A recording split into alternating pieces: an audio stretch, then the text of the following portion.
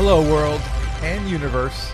I'm Jay Sherm, and in today's episode of Future Tech, I'm going to talk about aliens or UFOs. And there's been a lot of things going on lately with the Pentagon and the Defense Department and the Air Force releasing all these videos of UFOs or aerial phenomenon out there, whether it's the Tic Tac or other things that showed up on infrared or radar. And they're about to release some documents about and reports about UFOs and what the Pentagon knows about it, what the CIA knows about it, and what the Air Force knows about it. And there's been so much speculation going on for decades about aliens and UFOs. And, for me personally, this goes back all the way to the 1947 Roswell crash, where the government covered it up by saying it was a weather balloon. Later on in the 90s, they released reports that there was also some really advanced navigation equipment. And, everybody, at least that I know, or I have seen documentaries or online and through articles written, that the Roswell crash was indeed an alien spacecraft with a passenger or a navigator, and that the government covered it up. And this episode isn't really going to be about,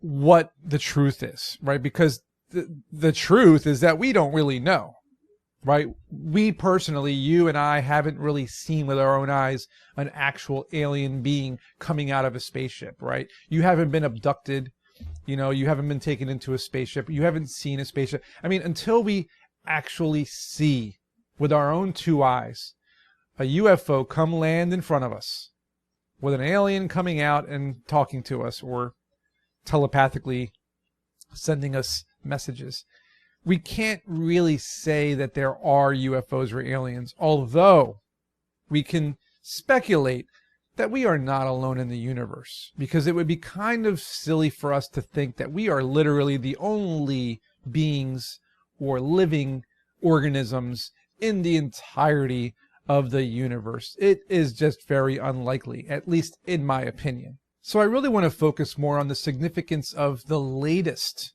UFO briefings and discoveries by the Air Force and the possibility of this being actual UFOs. And the first thing I want to talk about, something that I've been thinking about this a lot lately. I've been really wanting to say this. And again, I'm not sure what the case is, but what if the 1947 Roswell crash really sparked a revolution in technology? And think about it this way, okay? We have these iPhones, right? We have these iPhones, these smart technology. We have computers, we have satellites, we have spaceships, we have titanium, this new metal. We have lots of really cool things that just came out, if you think about it, in the past 60 plus years. Really quickly, right after 1947. Again, this is just speculation, but what if that crash, that 1947 Roswell crash, the government was able to extract precious metals that didn't exist on Earth? Computer motherboards that and possibly iPhone type devices, touchscreen devices, fiber optic cables. And I can go on and on and on as to what kind of technology was on that alien spacecraft. And if we are to believe that humans are, hundreds of thousands of years old, or whatever you believe about humans, whether we were evolved or we were created or whatever it is, we're in a simulation, we're in a video game, we were pods sent to Earth by aliens, whatever. The fact of the matter is, if the alien crash in 1947 was indeed a spacecraft full of technology, you have to imagine that the fact that those aliens were able to come to Earth, number one. Number two, there was probably tons of super advanced technological devices in that spaceship, which we have then reverse engineered and used for progress. Smartphones, satellites, internet, fast. Everything's faster. Everything's better. Computers are everywhere. TV screens got flatter, thinner. You know, cars got more efficient. Airplanes, spaceships. I mean, it's just, you know, the amount of stuff that came out after 1947, if you really look at it, pre-1947 and then post-1947, it was all after 1947. I mean, the first computer, the ENIAC, came out after the Roswell crash. I mean, it's just, to me, it's too coincidental. Okay, all that aside, let's say, for the sake of, not argument, but for the sake of conversation, the 1947 Roswell crash did indeed happen, and it was an alien spacecraft. The government covers it up in Area 51. They put everything in Area 51, the secret base that everyone's been trying to get into for decades. And there's other bases too. It's not the only one. There's thousands probably, or hundreds of bases all around the country. They reverse engineer it and start to create their own spaceships. Now, all of the other countries like China, Russia, North Korea, and other countries that are nuclear armed and are also trying to, you know, they're basically the ones that we could go at war with. We don't want them to know what we have. So, of course, we cover it up. Let people talk about aliens all they want. But in the fact of the matter is, what if America was creating spaceships and, in fact, the more recent spaceships or UFOs or aerial phenomenon that we saw in these videos, what if they were American spaceships? And we don't tell anybody. We want to see what, you know, can the Air Force keep up with them? Can they attack them? Can they capture them? And we were able to see in these recent videos, no, it was impossible. They were moving at lightning speeds, you know, complete, you know, unpredictable maneuverers. They were, you know, just defying the laws of physics. They were going up, down, left, right, disappearing. They were figuring out where the Air Force pilots were going before they were even headed in that direction. So they must have tapped into their coordinates or something. I mean, just the fact that these pilots couldn't really catch up, and they were, if you listen to the dialogue on the video, they were excited. Right? And pilots don't get excited very easily. They're oh, it's just a balloon, or it's just, you know, a flock of birds, or it's just another airplane, or whatever it is. No, these guys were like, what the hell is that thing? You know? My gosh. They're all going against the wind. The wind's 120 knots from the west. Look at that thing, dude. Oh, got it! Woohoo! Roger. There's troubleshooting. Did you box moving target? So what if it is American, or could be Chinese or Russian or North Korean? We don't know. They're unidentified. Nobody knows what they are. Somebody knows. Somebody knows. Right? Actually, I should take that back. Somebody or something knows what the Tic Tac and the other UFOs that we've been seeing are. Whether it's the aliens piloting the ships or the humans in charge of building those spaceships. Now, if it's China or Russia or America or North Korea, anybody, if you've done your research on UFOs, there's a very known fact. These sightings over nuclear facilities around the world, in America as well, where a UFO will come above a nuclear facility, it'll hover over a nuclear facility, and in some cases it'll shine a red light or a yellow light or whatever light. It'll shine a light over the nuclear facility, either shutting down the nuclear facility or turning on the warheads, and then in both cases quickly reversing what it did. So if it shuts it off, it turns it back on. If it turns it on, it shuts it back off. All within a few seconds or a few minutes. But the fact that the spaceship showed up, shined a light, did that, and then disappeared, it's all been very scary for a lot of government officials.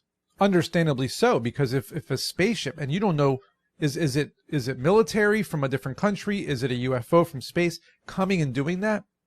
It's scary.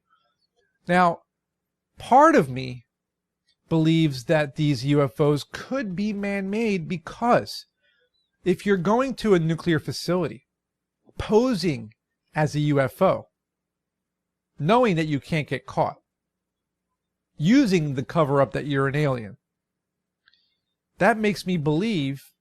So let's say you're a Chinese spaceship. Quickly fly over a nuclear facility, prove that you can shut off or turn on the nuclear facility, knowing that you can stop an attack. So let's say China decides to send nuclear missiles to America to blow up Washington, D.C. or whatever. They know that if we try to retaliate, they can send their UFO over the nuclear base, stop the warheads, and if another base tries to do nuclear warheads, stop that one. They can send UFOs to all the bases and shut them down. It's the ultimate attack. Same goes for the opposite. Say Russia wants to attack the U.S., but they don't want to preempt it. They send the UFO over to the U.S., they trigger the nuclear warheads to attack Russia. They take off, then Russia can retaliate. Maybe Russia has a way to blow up the nuclear warheads that are coming at them in space or whatever, lasers or satellites or some sort of, anti-ballistic measures. Either way, we don't know what's going on here, but something is happening with the nuclear facilities and spaceships, and it definitely should cause concern, but we don't know what it is. We don't know who they are, and so we can only speculate. But then there's something my dad always tells me. He says, well, if there's aliens, then how come for the past 60 years people have been posting photos and videos from old video cameras of UFOs, and for the past, 60, 70 years, whatever, there was a consistent kind of photography coming out in the news and the media and videos of people being abducted and UFOs being seen. But as soon as smartphones were invented with these spectacular cameras, he says to me, why don't we see these videos pop up every single day now that the world has a camera in their hands? And he's got a point, right? If these aliens were being found by regular cameras and regular video cameras for decades, and then as soon as smartphones were invented in 2010, all of a sudden, I personally can't think of any time I've seen someone post something on Instagram or YouTube or Facebook or TikTok or any of the popular video platforms that have video. Where are the videos? You would think that now that everybody has a camera, people would be, as soon as they see a UFO, boom, start filming that immediately with a good camera, with zoom lenses and all that stuff. And everybody's got DSLR cameras who are professional photographers. People are out there videoing the stars and planets. They should be easily seeing UFOs. I'm surprised about that. But then my counter or my rebuttal for my father is always, well, yeah, but then the aliens are sophisticated and intelligent, much smarter than we are. They know that we have these devices now, right? So now they're avoiding us. Maybe they're using cloaking technology. Maybe they are only coming to areas where they're more remote, less people, less cameras. There's a lot of things that, aliens can do that we just don't know because they're supposedly 1 billion times more intelligent than we are. And my last thing about aliens that everybody always talks about is, are they here to help us or are they here to hurt us, right? Is it going to be like Independence Day or is it going to be like E.T.? And that's up for grabs. No one really knows. But I have this feeling that if they were here to hurt us, they would have done it by now. They've had many chances because apparently, for the past 70 plus years, and even before that, thousands of years, apparently UFOs and aliens helped the Aztecs build their pyramids and the Egyptians build their pyramids and the temples and the Mayans and everyone. They always put the aliens in the the drawings they made where it shows people from above coming down with lights shining and aliens and all that. So who knows? They might be around for thousands of years. And it begs the question is, wouldn't they have just destroyed all humans at that point? Can't they come down today and just obliterate us? So, it's a tough one. It makes me wonder, are they, maybe they're not here. Maybe they're just curious. Maybe they want to get along with us. Maybe they want to coexist with us. Maybe they're just passing through our solar system on their way from their galaxy to another galaxy. We don't know what's out there. We might just be a stopping point. Matter of fact, we could just be a rest stop. Just like trucks stop at a rest stop, we could just be a rest stop. They come down, they, charge up their batteries or whatever, or they get some water if they need some sort of minerals or water or something that they need, who knows, and they just continue on their journey. We might just be a rest stop, and it might be a place to stop because there are humans, there are beings here that they are interested in learning about as they stop through. And, we are the primitive monkeys, right? They are the top of the food chain. They are the top of the universe, right? They are the intelligent supreme beings. We are the lowly, we are the Planet of the Apes to them. So we might just be entertainment. They might stop by just to see what we're doing. How are we getting along? And obviously they're going to find out not so well in some ways. But again, this is all just my opinion and speculation because we don't really know exactly what's going on because we haven't seen it with our own two eyes besides what we see online and videos and documentaries. But there's so much compelling information in documentaries and classified files, and the government has finally admitted that there are in fact UFOs or aerial phenomenon that they are just not sure what it is. And that, to me personally, is the kind of the beginning to the answer. They've admitted it. They're releasing reports about it.